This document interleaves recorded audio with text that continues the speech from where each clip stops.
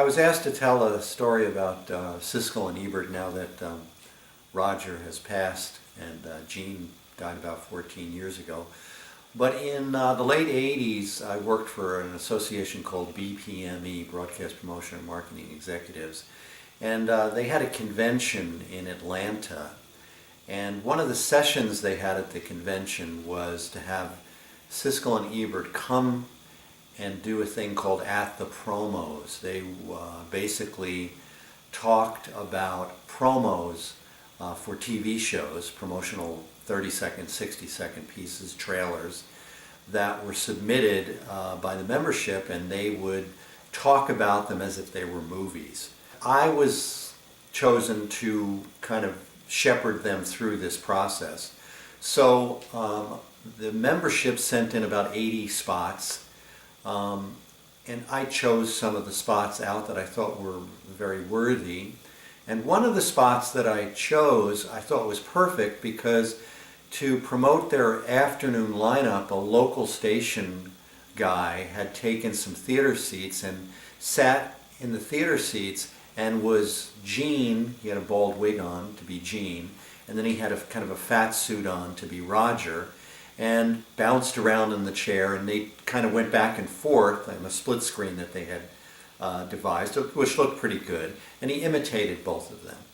I thought this was perfect for the presentation. So I sent on the stuff, and eventually we got the spots back, and the 8 spots that were chosen, that was one of the spots that was chosen.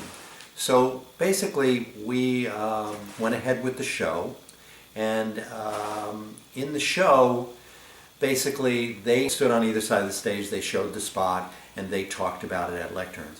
But I was supposed to meet them in the afternoon before the show, to talk to them. So the Peachtree Plaza was the hotel in Atlanta, big high hotel with these terrible elevators that ran up and down. But the elevators went to several different levels, and I had made arrangements to meet with them. And when I went to meet them, Gene was there by the elevators as instructed, and we talked for a little while. And then suddenly Roger didn't show up for maybe 10 minutes. And when Roger got there, he was totally agitated and began to, Gene was trying to kind of introduce me, because I hadn't met either of them, and Roger would have none of that. He wanted to make sure that Gene knew that he did not meet him at the correct elevators. The correct elevators were on a different floor, Gene. You really screwed this up, and I've been waiting up there for 10 minutes, and these are not the elevators that we were supposed to meet at. And Gene said, oh yes they are. These are the elevators that we were supposed to meet at. Roger seemed so crazy at that point that he didn't even notice that I was standing there. And then finally Gene said, well, I'll prove to you, Roger, that these are the correct elevators to hang out. And so he said, Roger said, there's no way you can prove that because you're wrong. And Roger said, well, this is Jay Curtis from BPME, who we were supposed to meet here, and Jay and I met at these elevators, and you went someplace else. So obviously you did the wrong thing and we did the right thing. And Roger said, no, that's not true. You're both wrong. And then as the elevator discussion, debate went on, I inserted in a very small pause between them. I said, well, I guess you guys don't just argue about movies, you also argue about elevators. And that's when Roger turned to me very quickly and said, who chose these spots? I said, well, they were sent in by the membership. Who exactly chose the spots, he said.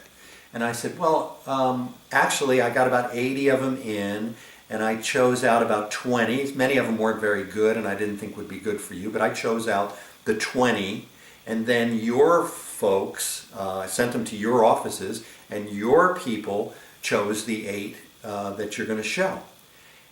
And Roger turned to Gene with venom in his eyes and said, stabbed in the back by our own people. Because I guess that spot, they were really upset that one of the spots that was chosen was a spot that criticized them by imitating them. And I just thought it was very ironic that here are two guys that do nothing but criticize directors, writers, producers, actors, and their movies, and here they were totally pissed off because a spot that was chosen had criticized them. And let me quote it one more time. Stabbed in the back by our own people. And then the show went on fine. And when they showed that spot, they acted like it was, all in good fun. What was good about their thing was usually Rex Reed and Pauline Kael and all these other people, it was just their opinion. But the interaction between two differing opinions many times, I thought it was great. I thought they were terrific.